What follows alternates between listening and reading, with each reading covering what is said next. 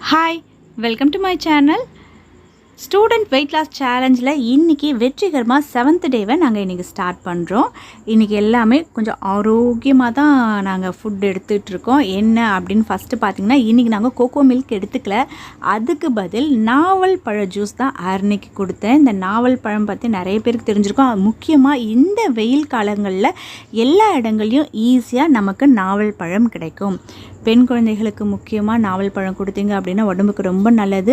Sugar patient உங்கள் வீட்டில் இருந்தாங்க அப்படின்னா கண்டிப்பாக நாவல் பழம் வாங்கி கொடுங்க. முக்கியமாக நாவல் பழத்தில் இருக்கக்கூடிய கொட்டையை தூக்கி போடாமல் அதை நல்லா அலசி காய வச்சு பவுட்ரு பண்ணி ஒரு பாக்ஸில் போட்டு வச்சுக்கிட்டிங்கன்னா அப்பப்போ சுகர் பேஷண்ட் வாயில் ஒரு ஸ்பூன் போட்டிங்க அப்படின்னா சுகரோட லெவல் அவங்களுக்கு கரெக்டாக இருக்கும். ஓகேங்களா?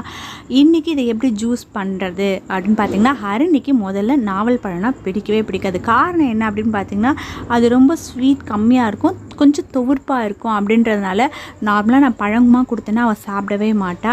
அதனால தான் நான் இன்றைக்கி என்ன பண்ணியிருக்கேன், ஜூஸாக போட்டு கொடுத்துருக்கேன். இந்த ஜூஸ் எப்படி பண்ணேன் அப்படின்னு பார்த்தீங்கன்னா, எனக்கு இந்த கப்பில் ஜூஸ் வரத்துக்கு மொத்தம் ஒரு 20 நாவல் பழம் தேவைப்படுச்சு.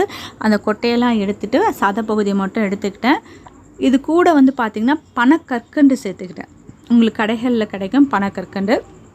அது ஒரு 3 கட்டி இருக்க மாதிரி பனக்கற்கண்டு நான் சேர்த்துக்கிட்டேன். சேர்த்து மிக்சியில் அரைச்சி நல்லா ஒரு 100 ml இருக்க மாதிரி ஹரிணிக்கு காலையில் நாவல் பழ ஜூஸ் தான் கொடுத்தேன்.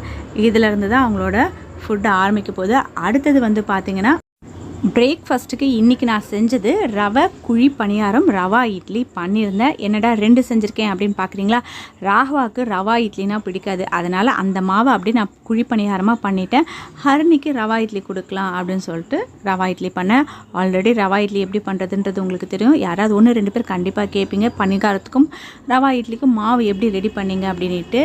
ரொம்ப சிம்பிள். 1 கப் ரவை, 1/2 கப் தயிர், கூட பச்சை மிளகாய், கேரட், அப்புறம் பார்த்திங்கன்னா வெங்காயம், இதெல்லாம் நல்லா சேர்த்து தேவையான அளவு உப்பு சேர்த்துக்கோங்க. கொஞ்சம் ஜீரகம் சேர்த்து கொஞ்சமாக தண்ணி மிக்ஸ் பண்ணி நம்ம இட்லி மாவு பதத்துக்கு இருக்க மாதிரி இட்லி கட்டில் ஊற்றிக்கலாம். அதே மாதிரி கொஞ்சம் கடுகு, உளுத்தம் பருப்பு, காஞ்ச மிளகாலாம் போட்டு நல்லா வதக்கி அதை பாத்திரத்தில் கலந்து வச்சுருக்க மாவோட கலந்து அதை குழிப்பணியாரமாக நம்ம செஞ்சோம் அப்படின்னா ரெண்டுமே நல்ல டேஸ்ட்டாக இருக்கும். கூட நீங்கள் உடச்சக்கடலை சட்னியாக இருந்தாலும் சரி, கார சட்னியாக இருந்தாலும் ரொம்ப டேஸ்ட்டாக இருக்கும். ஹரிணிக்கிட்ட கேட்டதுக்கு நான் இட்லி எடுத்துக்கிறேன் அப்படின்னு சொல்லிட்டு ஒரு 3 இட்லி எடுத்துக்கிட்டாங்க. ராகவாவுக்கு குழிப்பணியாரம், அதாவது ரவா குழிப்பணியாரம் ராகவாவுக்கு கொடுத்துட்டேன். காலையில் பிரேக்ஃபாஸ்ட் எங்களுக்கு இதோடு முடிஞ்சிருச்சு. மதியம் பார்த்திங்கன்னா நான் கடையிலேருந்து வரத்துக்கு கொஞ்சம் லேட் ஆகிடுச்சு. அதனால் என்னால் முட்டை வேக வைக்கிறதுக்கு முடியல. ஏன்னா கொஞ்சம் நேரம் தான் ஆகும், இருந்தாலும் அதை மறந்துட்டேன். அதுதான் உண்மையான காரணம்.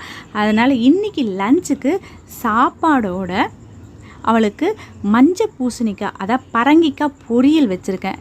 ஏன்னா ஊற்றுறது காமிக்கல அப்படின்னு பார்த்திங்கன்னா, நேற்று சாம்பார் இருந்தது.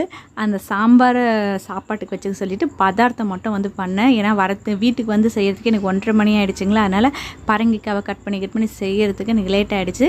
சாதத்தோடு நல்லா கொஞ்சம் பெரிய பவுலில் பரங்கிக்காய் பொரியல். நிறைய பேர் பரங்கிக்காய் பொரியல் விரும்பி சாப்பிட மாட்டாங்க. காரணம் என்னென்னா, இந்த மஞ்சள் பூசணிக்காய் லைட்டாக தித்திப்பாக இருக்கும் அப்படின்னு சொல்லிட்டு.